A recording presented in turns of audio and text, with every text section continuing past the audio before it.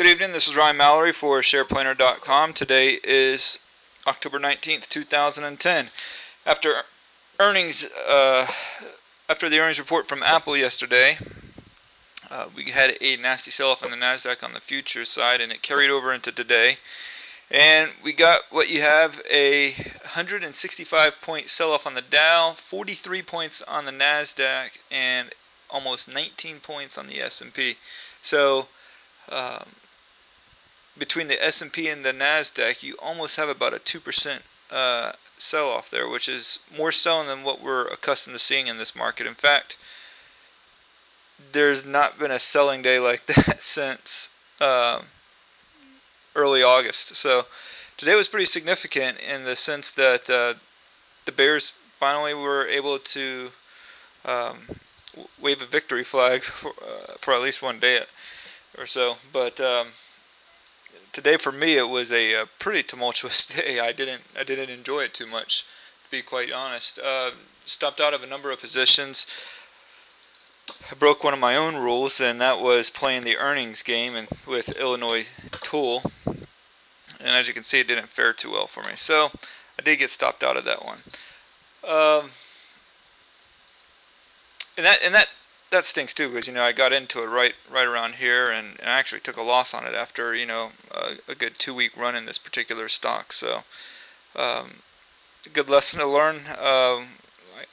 It's not hard to break your own rules, and I did it this time, and I'm willing to man up to it and say that I did that. So you can be sure I won't be trying to play the earnings game again in the near future. A few other stocks I got knocked out of: QQQQ, for obvious reasons, Apple sell-off. I did manage that position quite well, considering the amount of selling we saw in the stock.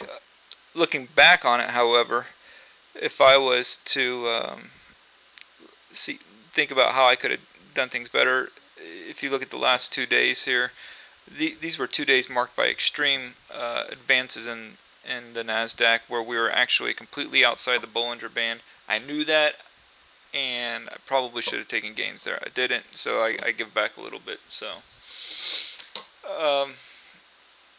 one stock that I am quite happy about getting into was Apple.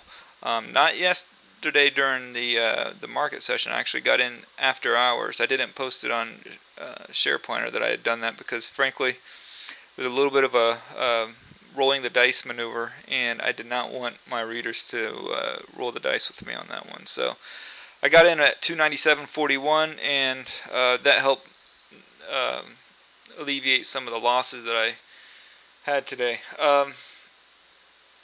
Couple other things. Trying to look at my trading log here really quickly.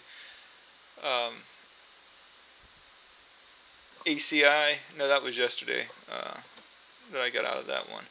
But overall, it just wasn't a very good day for me from a trading standpoint, and also from just managing risk. I think I could have done a much better job on it. As for the SharePlanner swing trading system, none of those positions got stopped out. So that particular mechanical system that has no discussion to it at all, it's purely mechanical. That system managed to stay in all of its positions today. Going forward, one of the themes for me this year is not getting as much of the gains that I should be getting out of all of my trades. I tend to get into the right stocks, but then when they get close to the peak, I tend to give back more than I should be giving when I get out of the stocks. Perfect example, for instance, is Illinois Tool. I pretty much, outside of the nice dividend that I got on that, I pretty much took a loss on that stock. But one of the things that I'm going to be looking at to better fine-tune my trading abilities is taking profits. The other thing too is I think that I might be trying to get in too heavy when the market's overextended, rather than waiting for a pullback like I'm used to doing. These are things that I got to be more careful of going forward. So, in any case, go back to the S&P here, and just let's analyze it for a second. The long-term downtrend here that I've drawn and highlighted many times was not broken down or anything. In fact, we have a ways to go before we test that support level. But what is of note is this trend line that we had been consistently on since mid-August has been broken, and if you were to draw it off of today's action, it's a little bit flatter, and I don't know if we're going to bounce off of that or not.